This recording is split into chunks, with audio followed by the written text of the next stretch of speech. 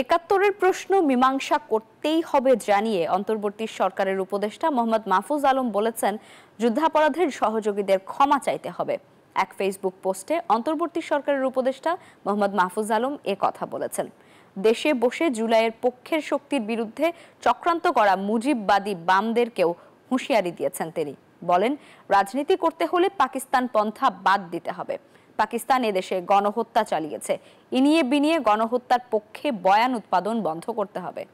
Bundle থাকলে প্রতি সেনমানিতে টাকা বাঁচবে।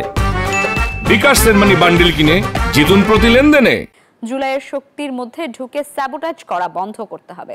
সাফ দিলে আসতে হবে, লিখেন মুজিববাদী বামদের ক্ষমা নাই। লীগের গুম খুন আর শাপলায় মোদি বিরোধী আন্দোলনে হত্যাযজ্ঞের মস্তিষ্ক এরা 36 ডিভিশন। জুলাইয়ের সময় এরা নিকৃষ্ট দালালি করেও এখন বহাল তবিয়তে আছে।